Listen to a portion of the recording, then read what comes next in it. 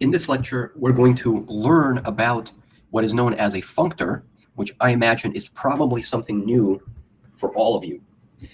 It's an idea from category theory, but we're not going to really learn any category theory. We're just going to use just a few concepts from category theory. We're not really getting into the specifics because that would be a little bit too abstract. I think that the correct way to learn category theory, if you've heard about it and you wondered what it is, it's basically, just to put it very simply, it's like an abstraction of abstractions. So in math, you do things and then you make it, you can describe something more abstractly. So for example, when we talked about the product space, you can describe it more abstractly with some kind of universal mapping property. And then the point of category theory is to put an abstraction on all of those abstractions. But I think that it would be incorrect to just open up a book in category theory and try to read it out of it, because that would just be too confusing. There's no motivation there. It makes more sense to be led into it through different areas of math gradually, as opposed to just jumping into it right away. Then you'll appreciate it more. So we're going to talk about what a functor is without really getting into any category theory specific. So you kind of get it on some very basic level overview, and that would actually be enough for us. So that's what we're going to discuss.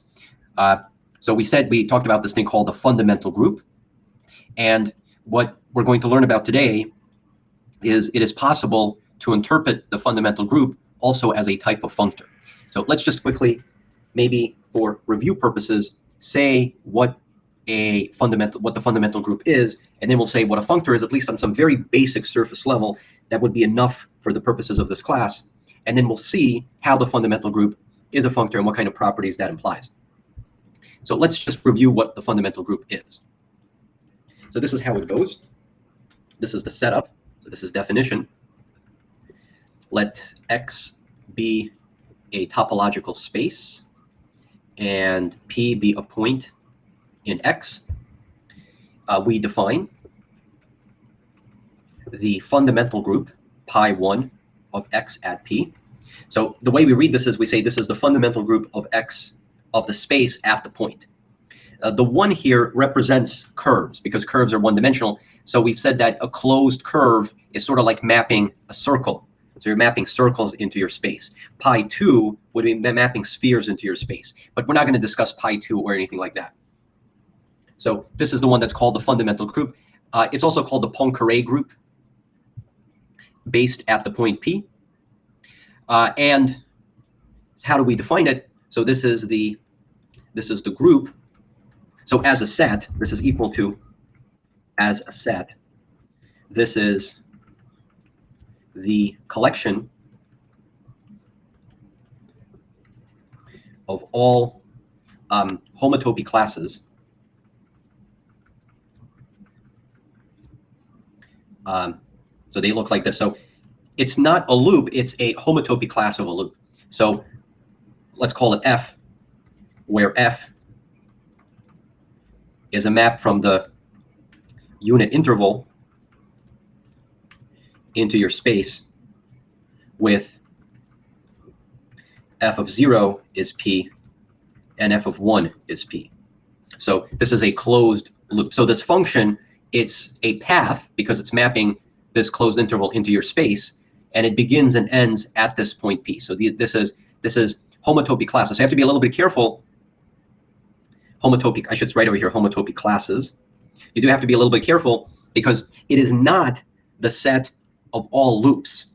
So this is just one loop. Two different loops might be the same thing. So like in this kind of a space, let's say that's the empty hole.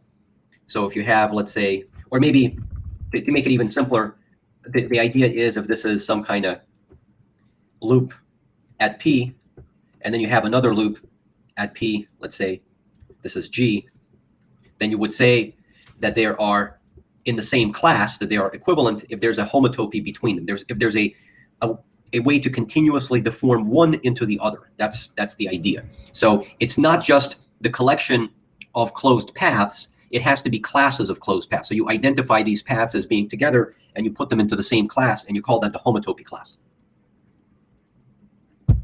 Maybe just for review purposes, let's just review what it means for, and also let's just review this and recall that we would say that, so let's say we have a closed loop, we have a loop that maps f of 0 and f of 1 into P.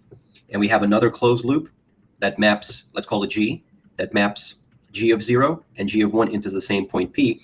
Then we say that f is homotopic to G if and only if, so that's the definition of what is a homotopy, if and only if there is a map, let's call it H, from I times I, from the products, from that product. So I think of the first one as being the time parameter, that's sort of the time parameter that moves you along the path, and I think of the other one as being the interpolation parameter that moves one path into the other path, into X, and it satisfies the properties that H of T0 is f of t, H of T1 is G of t, and then you want it to keep the point fixed. So H0 of S is always equal to P, and H1 of S is always equal to P. So the picture here would be you have one closed, so okay, that's a slightly bad picture. So you have like one closed loop, and then you have another closed loop G,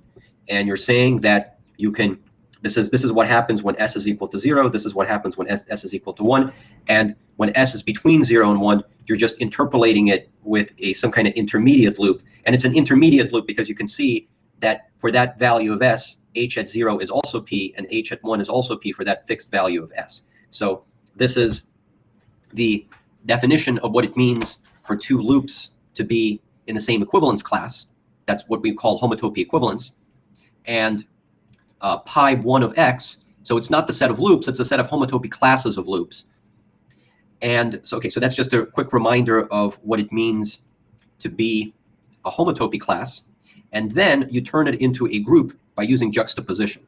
So what you say is, so you would say is that given, and then you say that given two homotopy classes, F and G, that are in the fundamental group, so you give two homotopy classes, we define F multiplied by G. So we define a way of multiplying paths together, and we do this by juxtaposition. So we just do one loop followed another loop. So if this is like F, so basically, so I should say that this is a homotopy class, and you are representing this entire homotopy class using F. You can of course represent it using a different function, but whatever representative you pick, they will all be equivalent to each other. So you have another homotopy class, and you're choosing it to represent it with this G. So if this is, let's say, the G, then the way you visualize this is you first move along F, and then you move along G, and that is still a closed loop, right? That is still a closed loop because it begins and ends at G. And one of the things we have proven is that this multiplication is well defined. It does not matter what representatives you pick. So if you pick different representatives, then when you do this juxtaposition calculation, you will get a different function. As a function, sure, you'll get something different, but as an equivalence class, it will be the same equivalence class. So this is the reason why you have to work with equivalence classes, homotopy classes, because otherwise you would not be able to create a group out of it. So it's the homotopy classes of these loops, and we call that the Poincare group or the fundamental group. So that's a really quick reminder of what that is. And the next thing that I want to talk about is I want to mention what is a functor. Okay, so let's just briefly say, so what is a category? So a category, this is oversimplified. There's no need to make it more complicated. So we're going to, so by oversimplified, that means we're going to be skipping quite a lot of details without getting into any of the technicalities. So a category consists of something that you call objects and morphisms. So between two objects, so, and let me just say a morphism, where a morphism is a mapping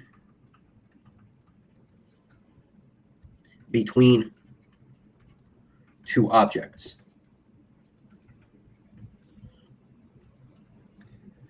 So, and maybe I should say a mapping with some requirements. So it's not just a random mapping, but it does have to satisfy some requirements. So I'll give you an example of a category. So here's an example of a category.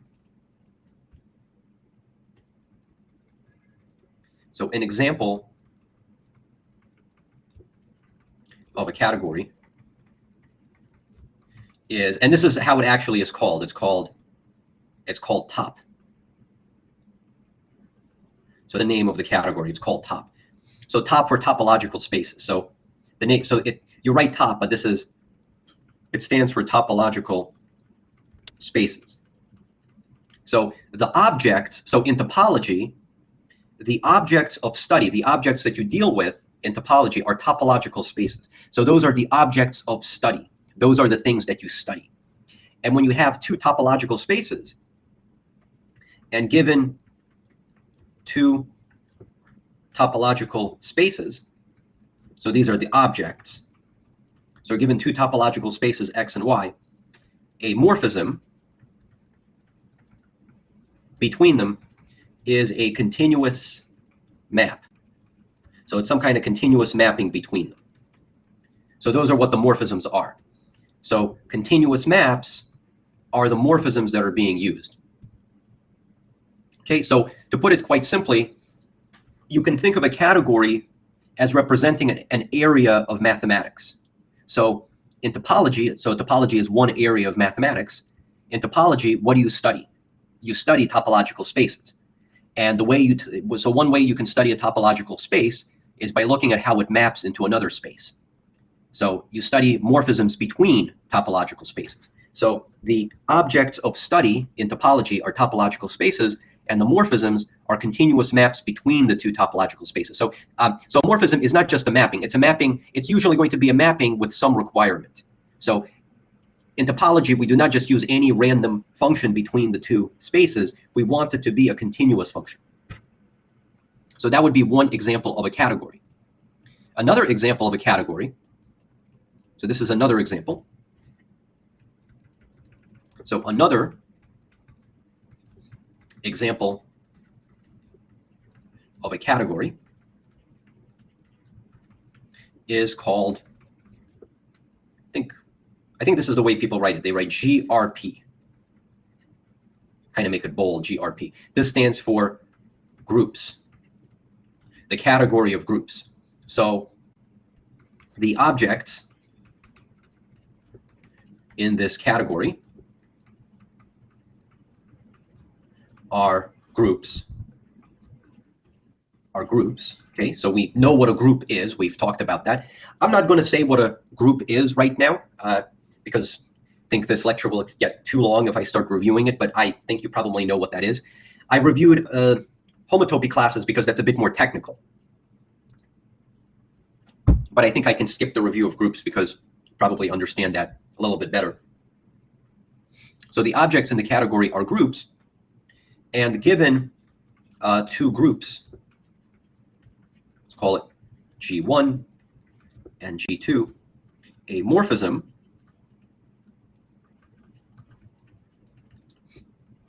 is a mapping. So it's some mapping from G1 to G2 such that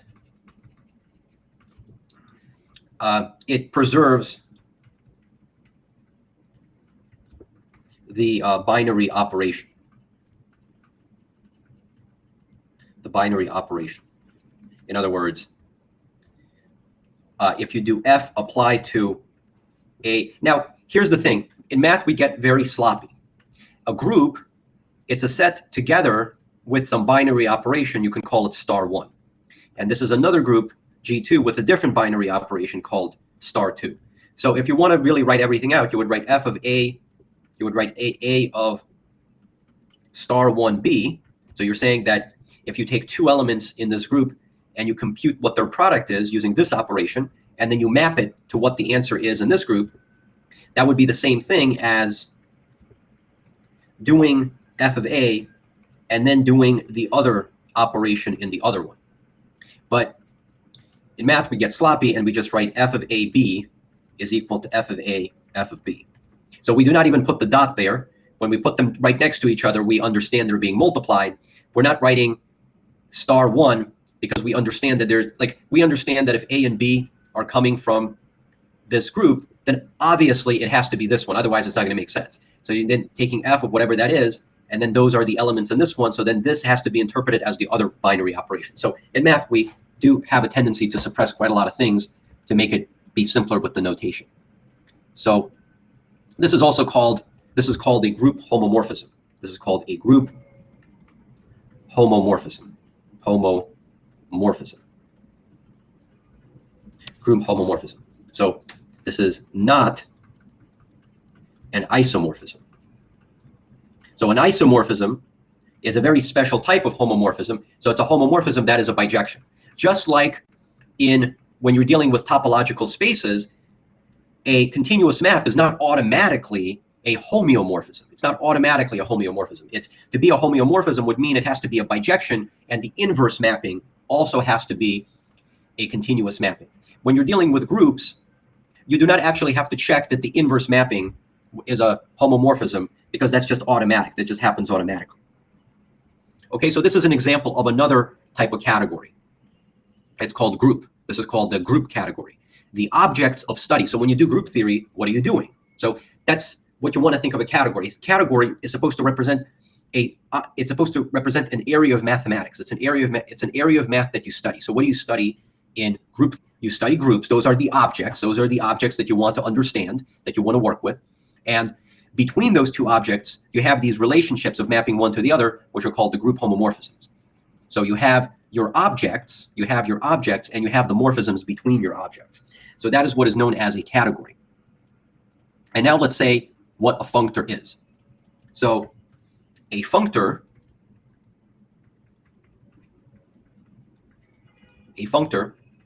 is very similar to a function. It's very similar to a function. The difference is a function is a mapping from one set to another set. Whereas a functor is a mapping from one category to another category. And a category consists of objects plus morphisms. Sometimes people call them arrows. And this category consists of objects and morphisms. So since a category consists of two things, a functor is required to map objects. It's required to map objects to objects and morphisms to morphisms. So this would mean is, let's say you have two categories. So in this category, you would have two objects. Let's call them X and Y. And then you have some mapping between them. Let's call them F. So this is two objects plus a morphism. And a functor, so let's say the name of our functor is capital F. And a functor is supposed to take these two objects, so you have your two objects, and when you apply the functor to this X, it gives you something, it gives you an object in the other category. So now you have f of X, that's the object in the corresponding object in the other category. You have f of Y, that's the corresponding object in the other category. And furthermore, it's not just mapping objects, it's also mapping morphisms. So this f will get turned into a new type of morphism, and this would be like f applied to a little f. So that is basically what a functor is doing. Though I should say plus a functor is required to satisfy some properties, which I'm going to tell you what they are later. But for now, I just want you to think of a functor like that. So when it's presented like this, I think if we just explain what a functor is and a category in this kind of explanation, I think that makes it a lot easier to sort of get without getting into the more technical specifics. The more technical specifics is that, just to say something really quickly, a morphism does not actually have to be a mapping. And there's other things. And then a functor is supposed, and then, yeah, I don't want to go further because that's just going to overcomplicate things. But I think for what we're doing, this is going to be good enough. And if you want to have a concrete category in mind, think of this as topological spaces. Think of this as groups. You're going to take something that's a continuous map between groups, and you're going to turn it into a homomorphism. I'm sorry, continuous map between two topological spaces, and you're going to turn it into a homomorphism between groups. So that's the idea. Now, I also want to talk about this term that we in math have. So in math, you probably have seen this term used quite a lot. It's called induces. Right? You say something induces. So what is that supposed to mean? So the idea of inducing is that sometimes one type of object or morphism can be used to define or maybe construct, to create a new type of object or morphism. I'm going to give a very simple example from linear algebra. Suppose A is a matrix that has n rows and m columns. So this is the notation for a matrix. This is an n by m real matrix. So the numbers that make up the matrix are real numbers. So this is an n by n real matrix. We can use this matrix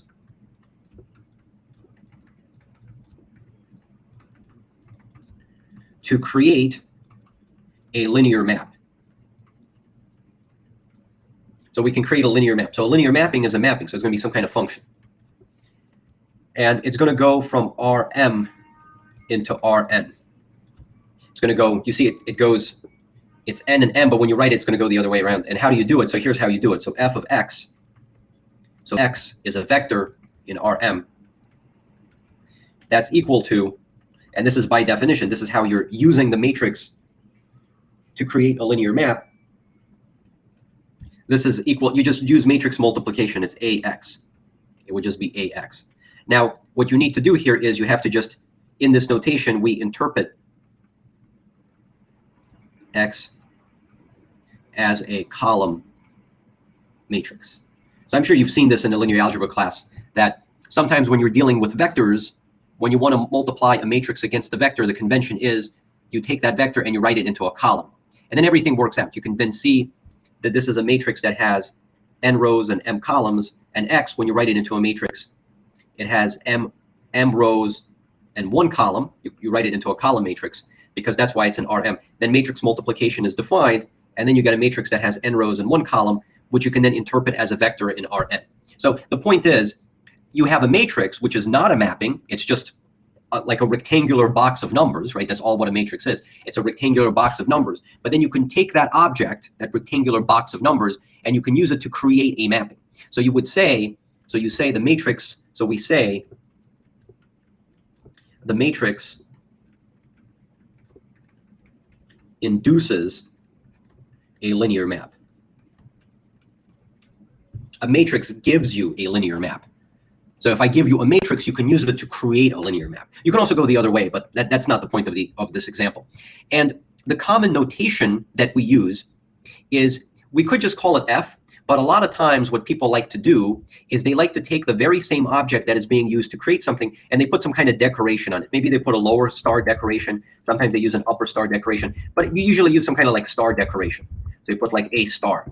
So a star, that's the induced map. Because if you just call it f, you then have to psychologically keep in mind that the f comes from the matrix. But when you call the induced map a star, psychologically that is telling you that whatever that mapping is, it came from the matrix. So it's sort of like a reminder. So instead of calling it f, you would probably call it A star, and then you would just say that A star of X is then equal to AX. So that's kind of the difference between A and A star. A is the matrix, and A star is a linear map, which is induced by the matrix.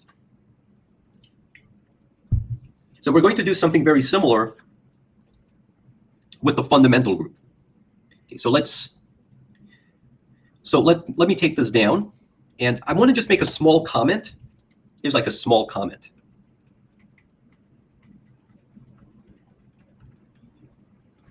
So if X is path connected,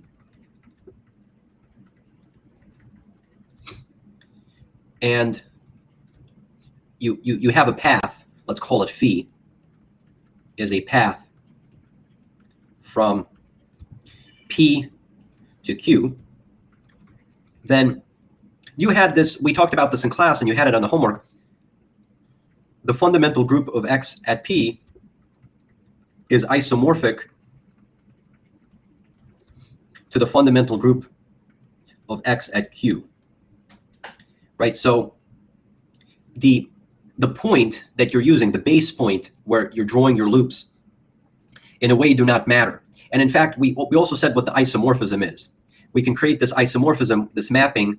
So I think on the homework we call it mu subscript phi, that maps us from this group to this group. And the way it does it is that if you have a homotopy class that's represented by F, it's going to get mapped to the reverse of phi, juxtapose F, juxtapose phi.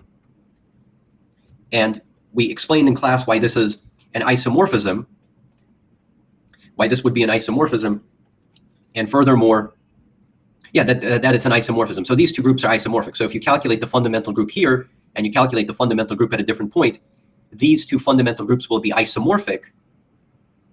And so you may say, because they're isomorphic in a way, they're the same group, and so it would not matter. So why not? So this is the question you can ask. So this is like a question. Why not just write the fundamental group of X? Okay. Why do we emphasize the base point? Why not just make up a base point? And the answer is sometimes we do that. We do that if we only care about the group. But if group homomorphisms are involved,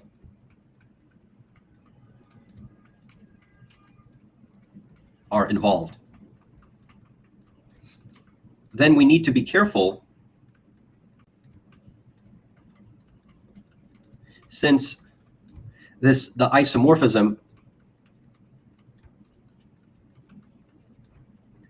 mu subscript phi might be different if we have a different path.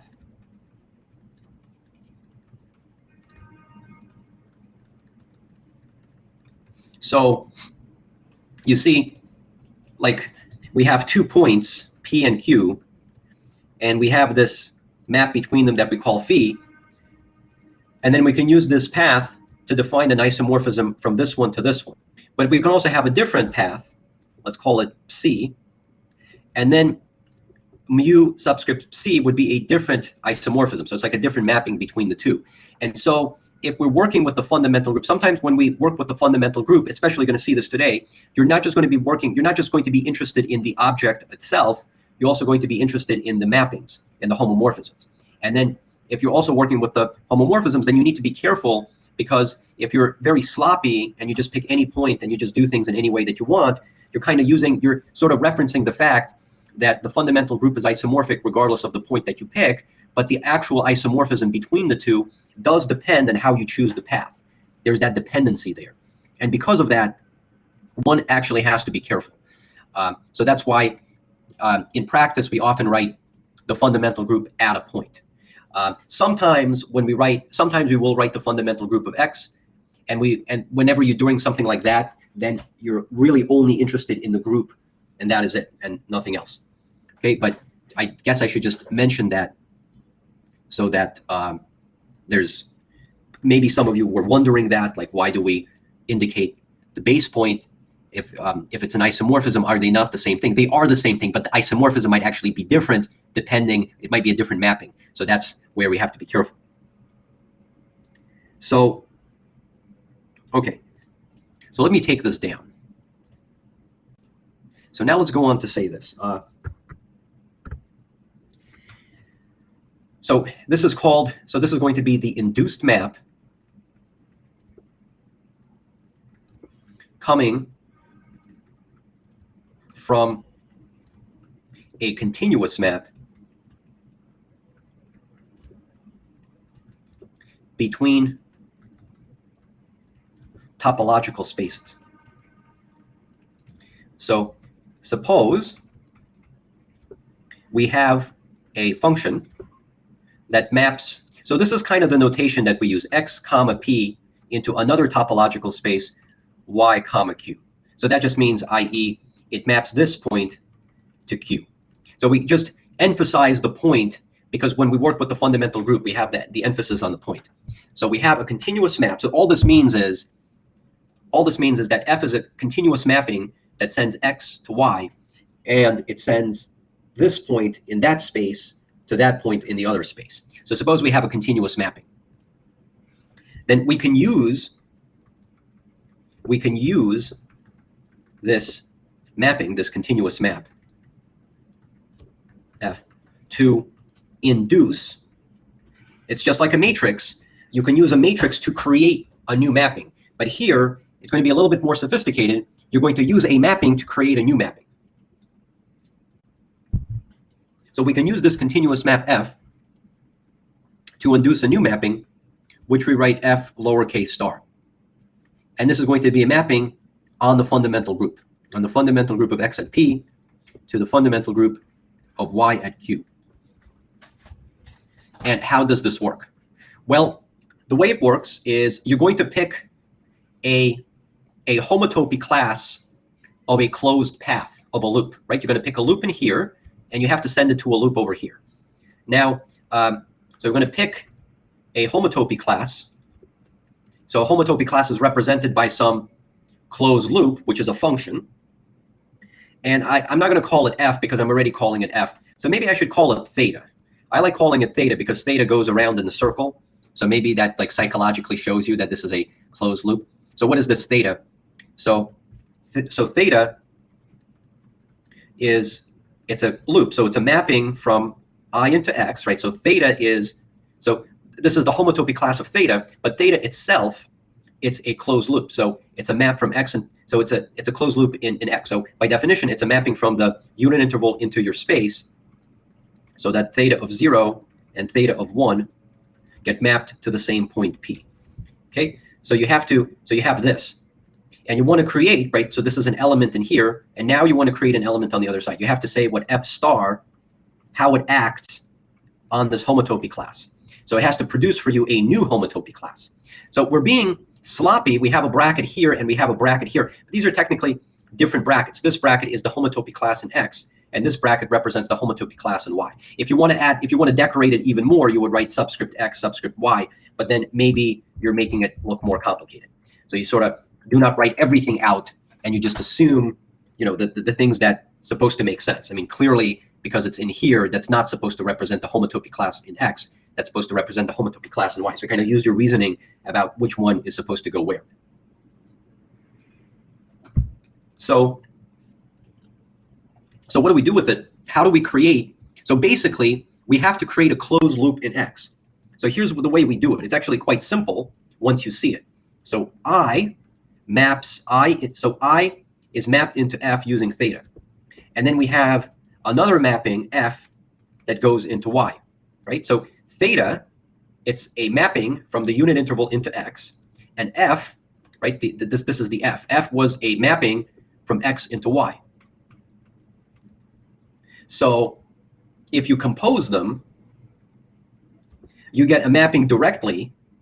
So f compose theta, you get a mapping directly from I into y. And you can also see where the points go. So 0, and 1, they get mapped to P, right? 0 and 1, they both get mapped to P. The endpoints get mapped to P. And then F takes P and it sends it to Q.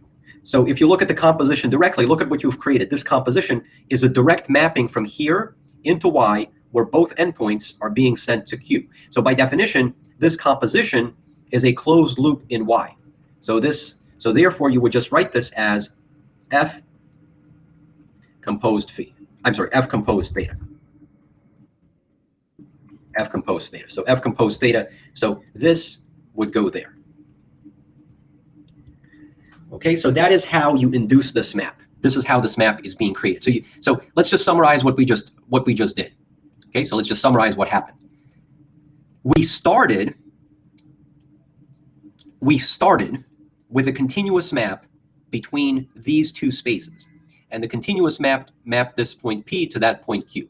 So we started with a continuous map, and then we use that map to induce. That means to create a new map. So we use this map to create a new map. So we call it F star because we're kind of indicating that we're using this one to create a new mapping. It's coming from that F. So F subscript star. And this is now a mapping between the fundamental groups.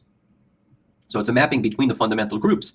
And the way it works is that if you take a homotopy class in here, so by definition, it's a class, it's a homotopy class, and you represent it by some closed loop, which we call theta. And where does it get mapped to? You just do it by composition.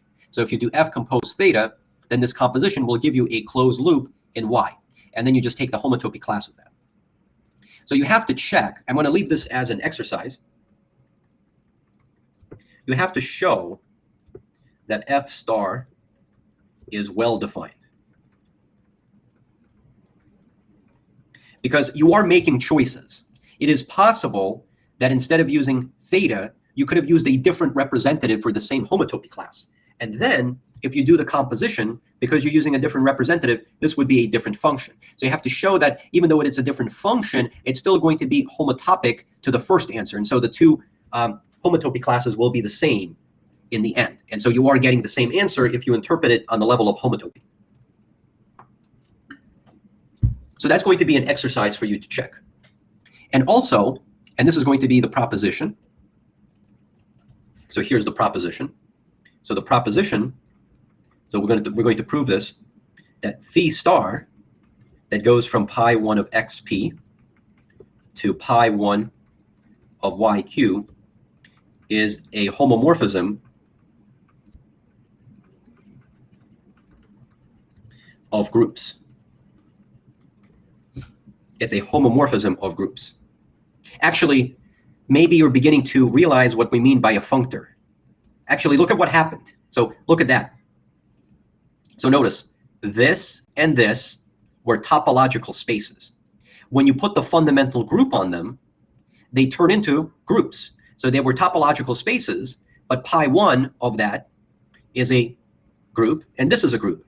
But if you have a morphism, if you have a continuous map between them, this induced map is now, that's what we're claiming, it's a homomorphism between groups. And so you have converted a continuous map between spaces into a homomorphism between groups.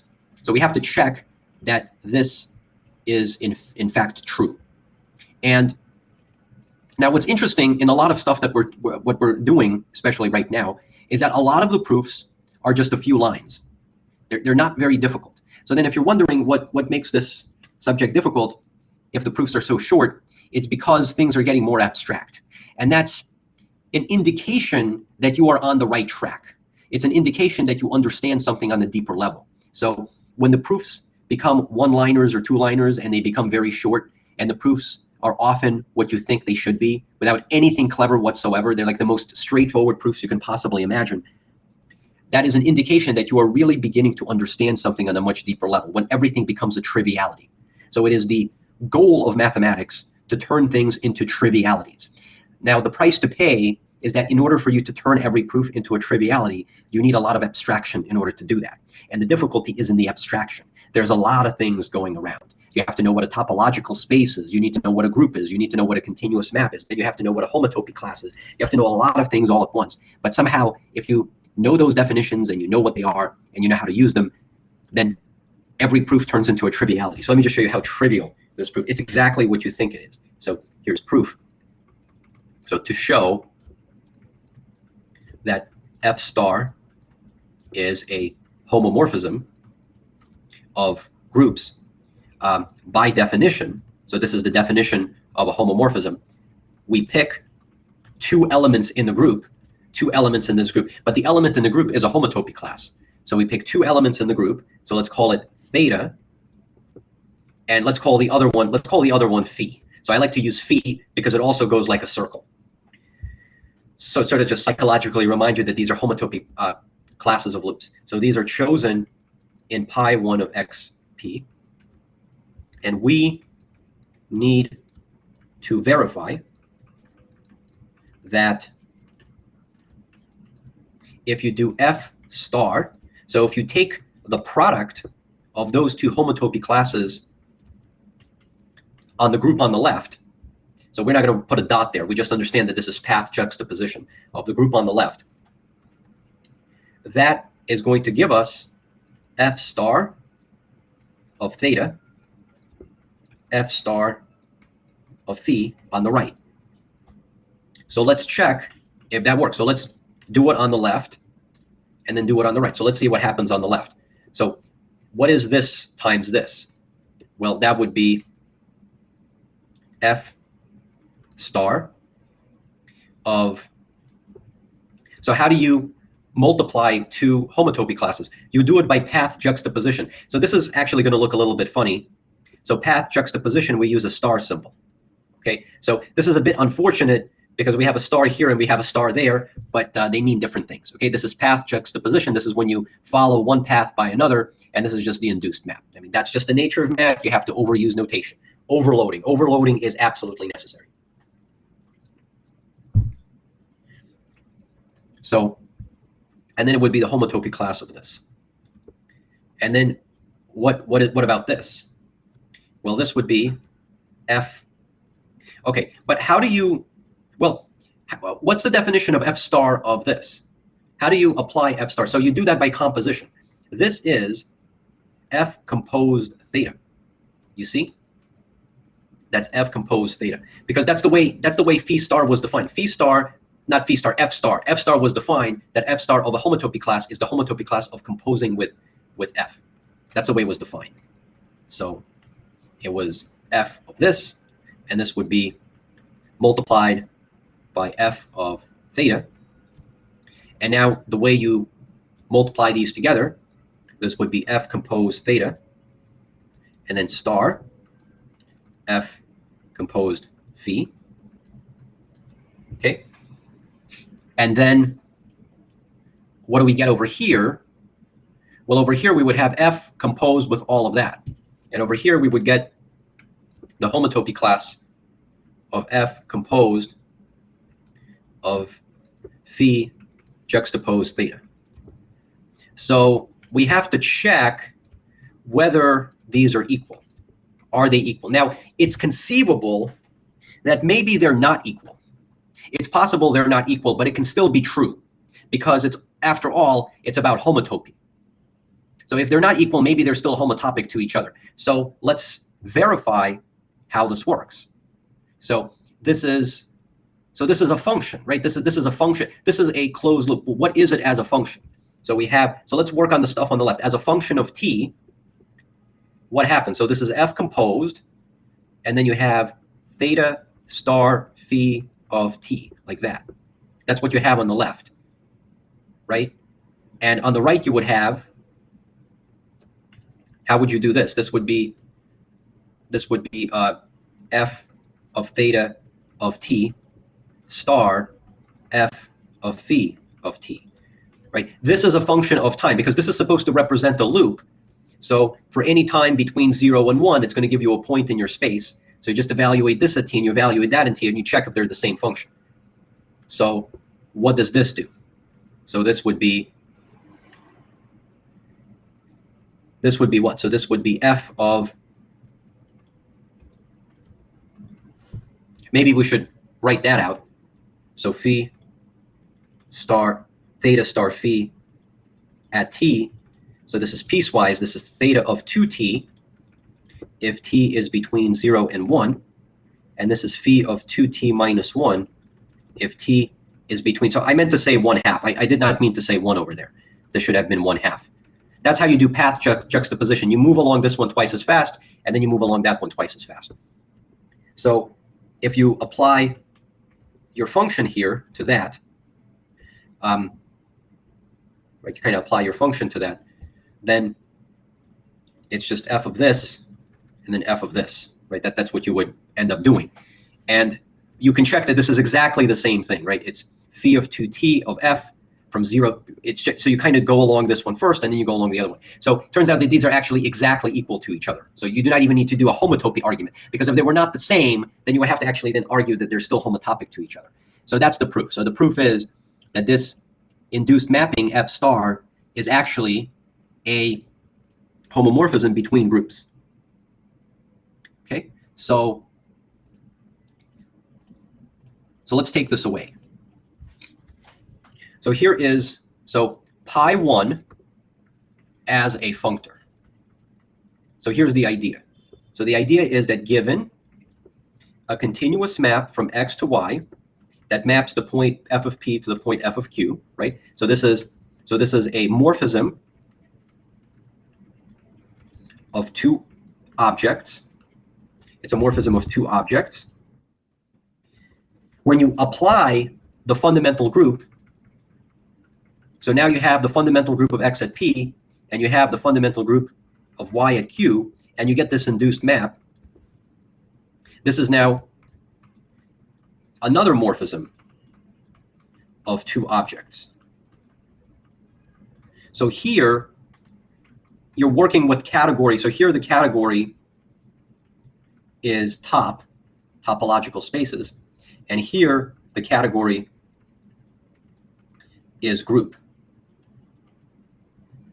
category of groups. So this is the way that it works. So so pi1 is a functor. That's exactly what we're doing, because you can call this, you can just call this the fundamental group of x, and you can call this the fundamental group of y, and you can call that the functor applied to f. So basically, this is the functor. So pi1 is sort of like a functor, and it's acting on these. So when pi1 acts on x, it gives you a group. When pi1 acts on y, it gives you another group. And this is sort of like pi1 acting on f, which you just call f star, and that gives you now a morphism between groups. So that's what we mean by pi1 is a functor. There's a small technicality that I do not want to address. Technically, the correct category is not the category of, there's a technicality here. So the technicality is that the category is actually something called pointed spaces. That just means x comma a point in x. Because the reason is, when you're working with a fundamental group, it's all being calculated at a certain point.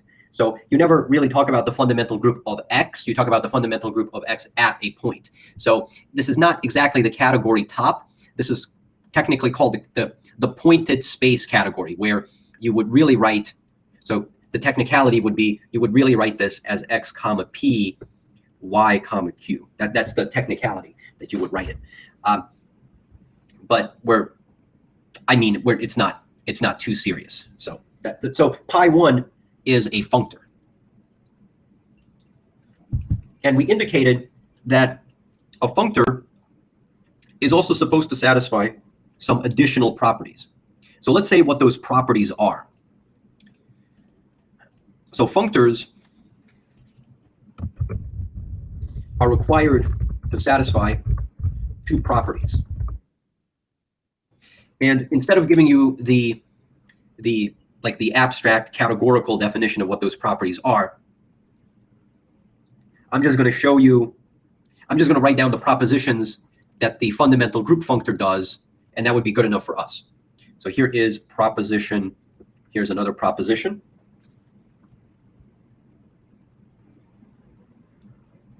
So if the identity is the identity map between x to x, right? This is the identity map. So the identity map is the mapping that takes x and it sends it to x, okay, the identity mapping. So maybe I should say it like this: let ID be the identity mapping. So that's the identity mapping between topological spaces. Okay? And then you like fix some point in X, does not matter where. So then the induced mapping, so now this is the induced mapping on the fundamental group. Then the induced mapping on the fundamental group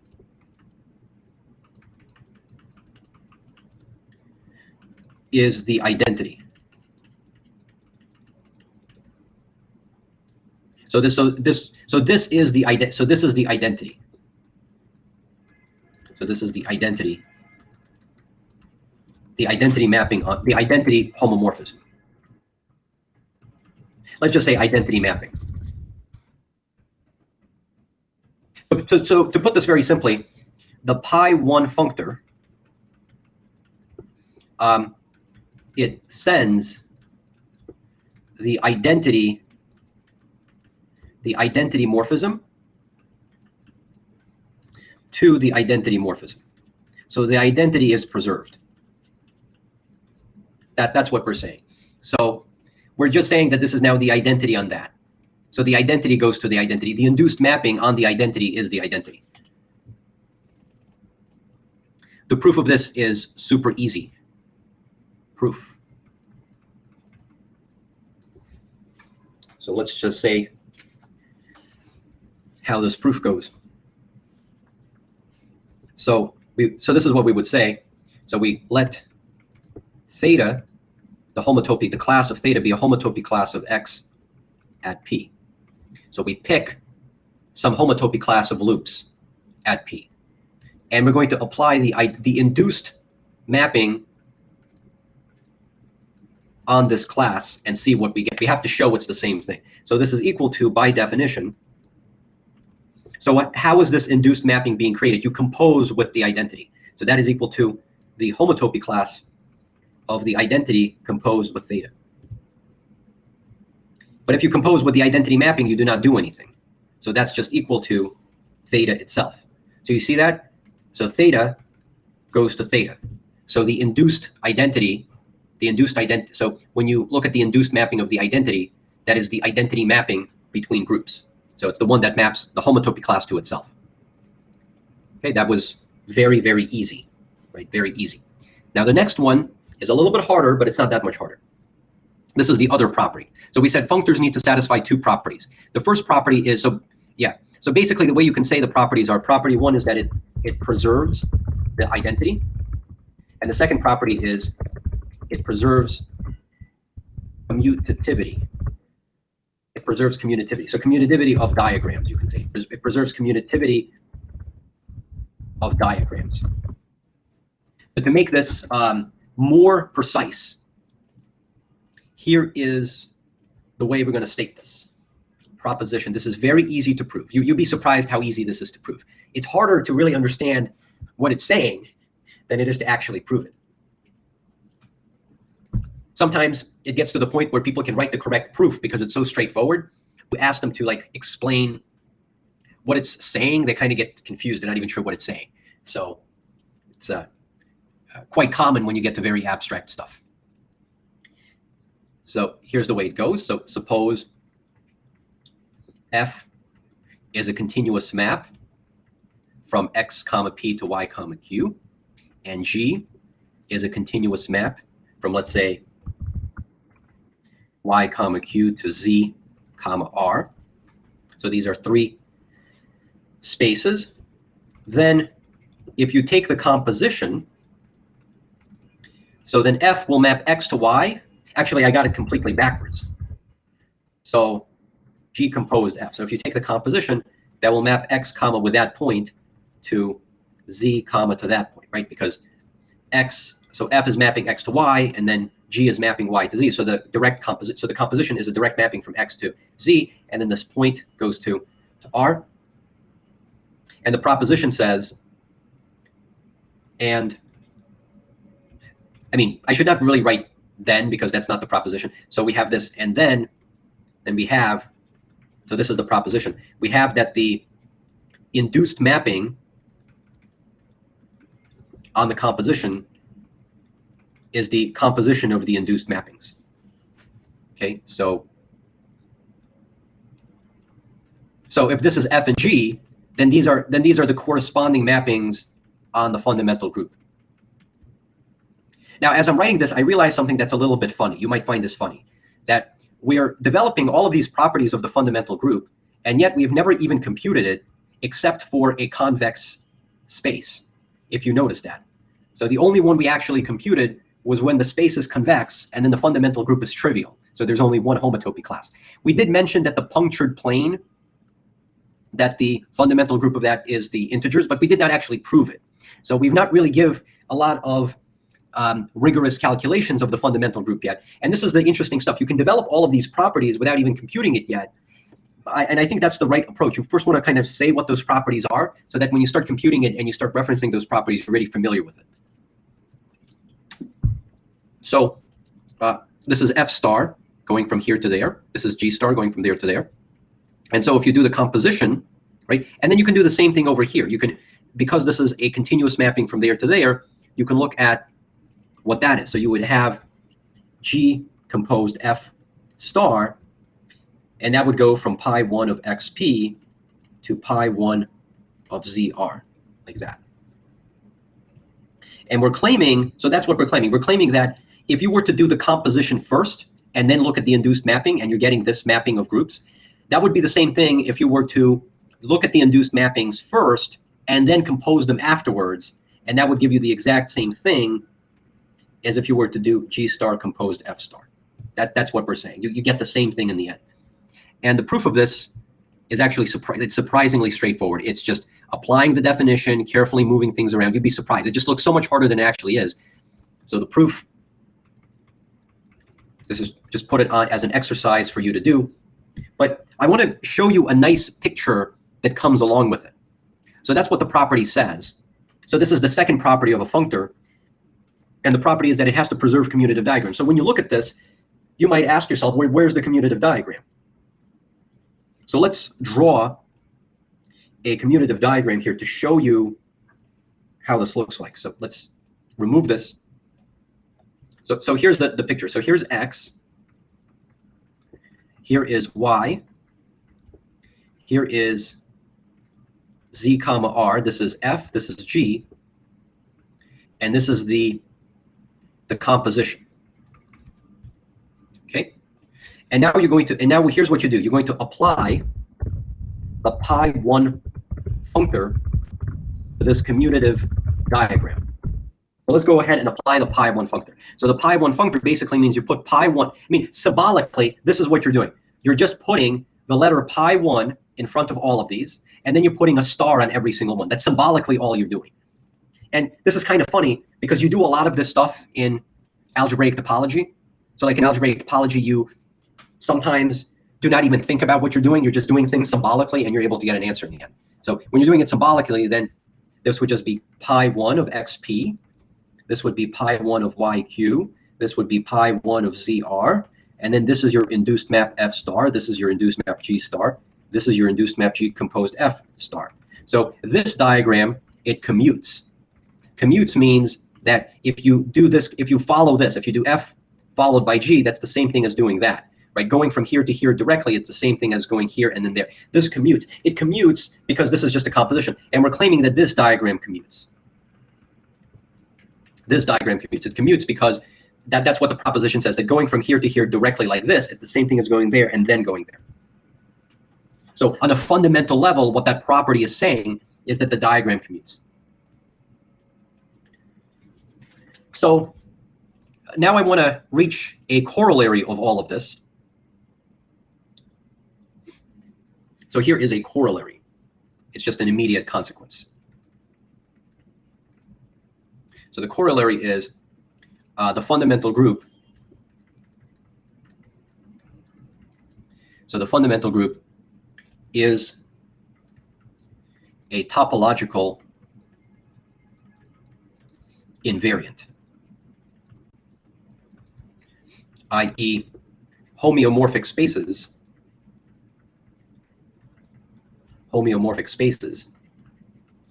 have isomorphic groups. So the groups are the same, right? Isomorphism basically means the same. As sets, they could be different, but on the level of groups, it is the same. So now before we prove this, I want to just give you a warning. Converse is not true. I.e., two spaces might have the same, I'll just write the same fundamental group, but not be homeomorphic. So for example, this is a single point, and versus the line segment. So these are convex. This is a convex set. That is a convex set. So the fundamental group of these two is trivial.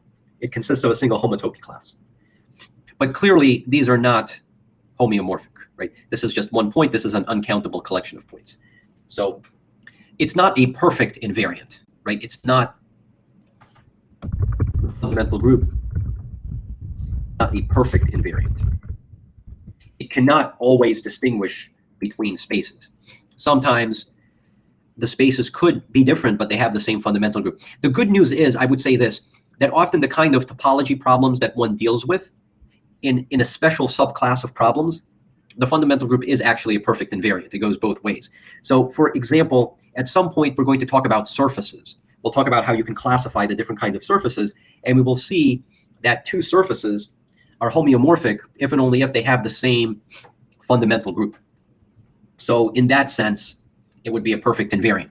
It will also come up in knots. So in knot theory, we do not really work with the knot directly. We work with the complement of the knot. So we tell two knots apart by looking at their complements. And we will see that the fundamental group of a knot complement will only be the same group if and only if the two knots are the same knots to begin with. So it will be a perfect invariant for that type of problem as well. So so that's often what happens. In the most general sense, in the universe of all possible topological spaces, it is not a perfect invariant. However, when you restrict yourself to a special collection of problems in topology, then sometimes for those problems it might be a perfect invariant.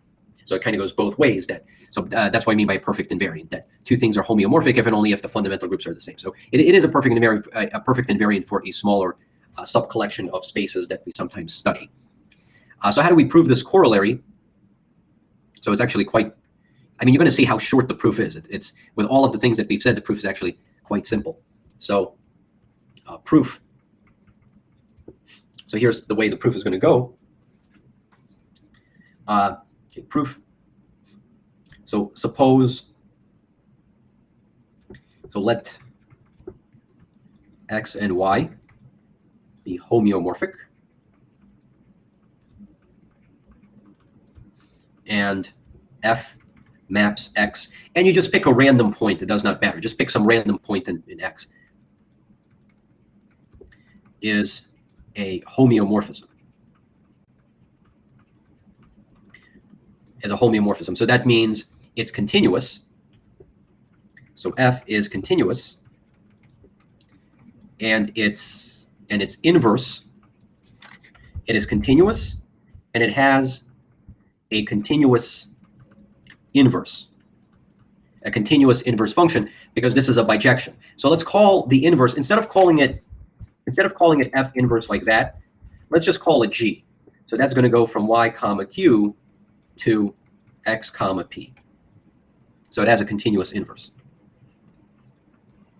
So thus, f composed g, if you do it like this, this would be the identity, that would be the identity mapping on y, right? Because you go g first into x, and then you go from x to y. So it's the identity mapping on y. And if you do g composed f, that would be the identity mapping on x. So now we get to the really interesting part, is we're going to apply the fundamental group. So we just apply the fundamental group here and here and see what we get.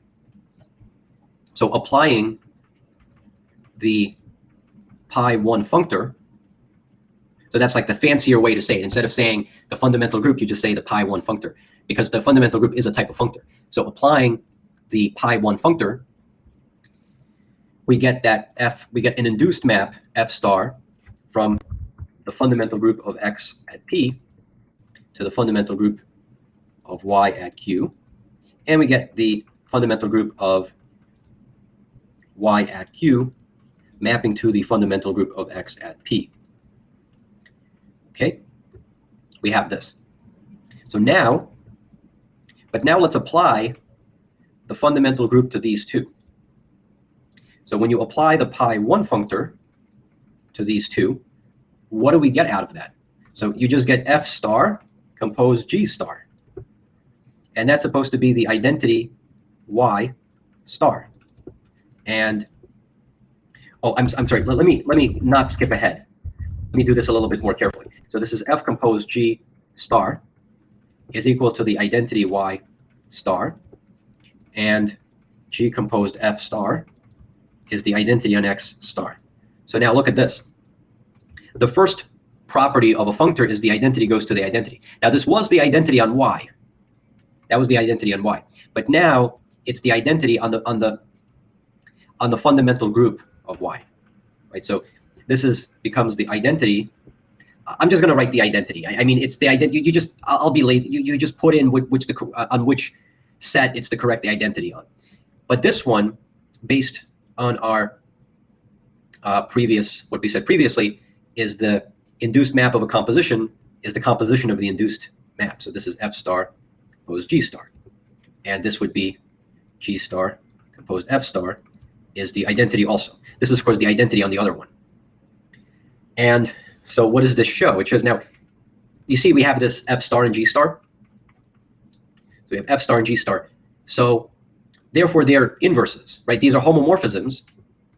So these are homomorphisms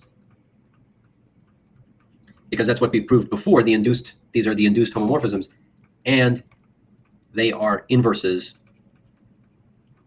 of each other. They are homomorphisms, and they are inverses of each other. They're inverse functions of each other. So that means that they're bijections, right? So F star, G star are isomorphisms because they're bijections.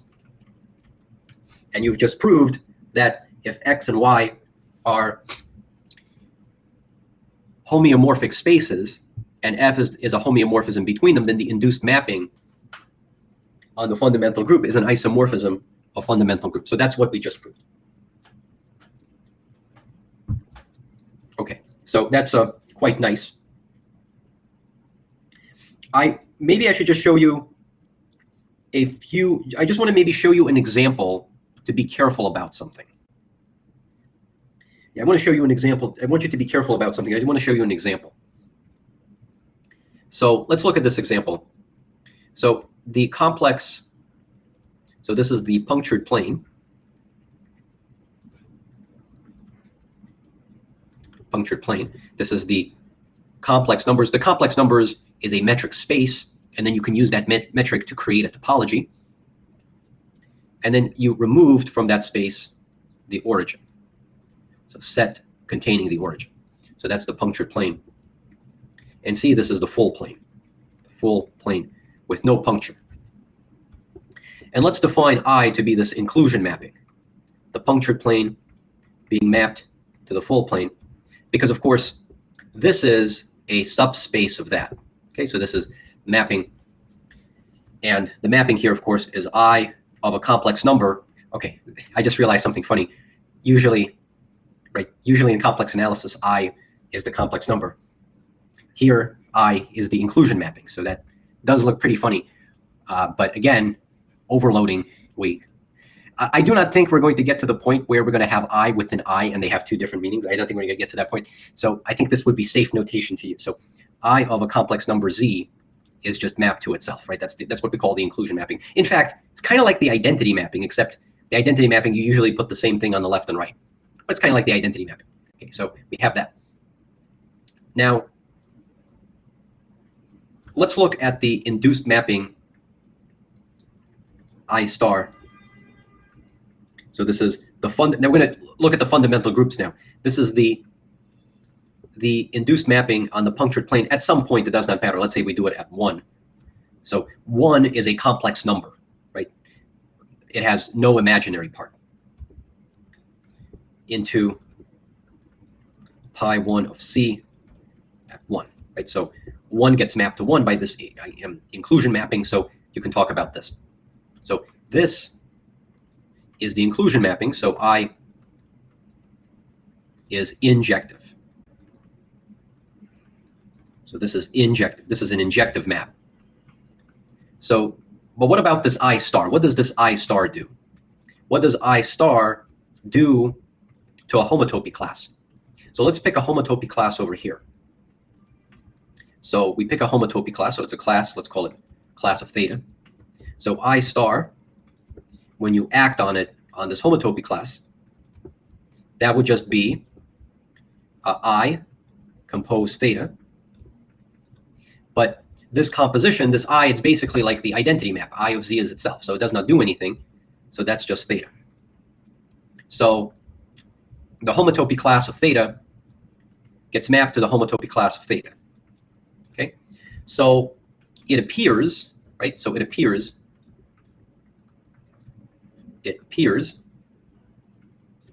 that I star, this induced map on fundamental groups, is like an inclusion.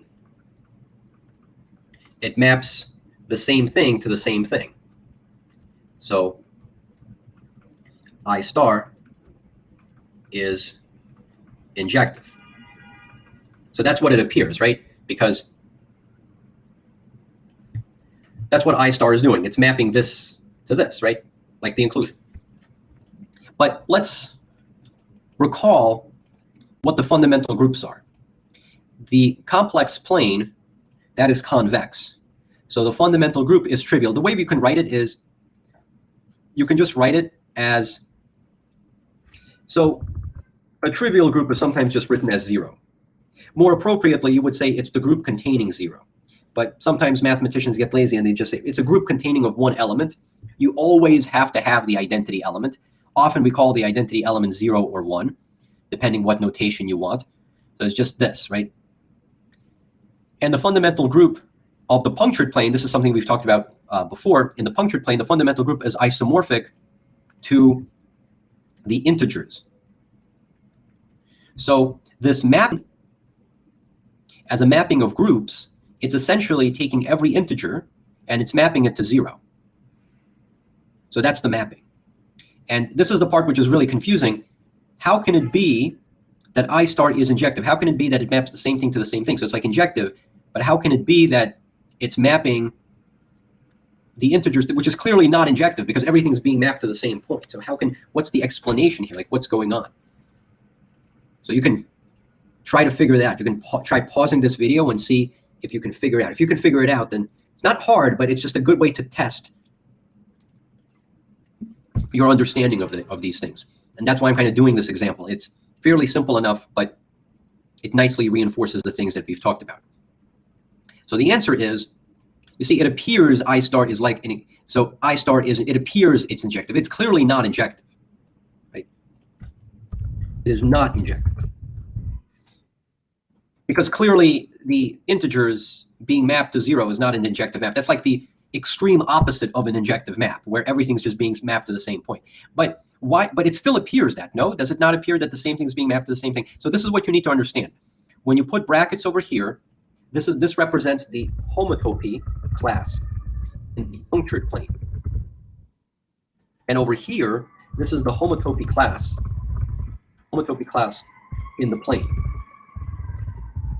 in the full plane.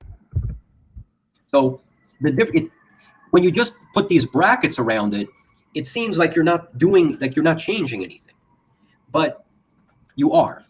And maybe to add more detail, you can put a decoration here, and you can put punctured plane, and here you can just put full plane, just to reinforce the fact that symbolically theta is going to theta, but in actuality it's the homotopy class of theta going to the homotopy class of theta. This is the homotopy class in the punctured plane, and this is the homotopy class in the entire plane.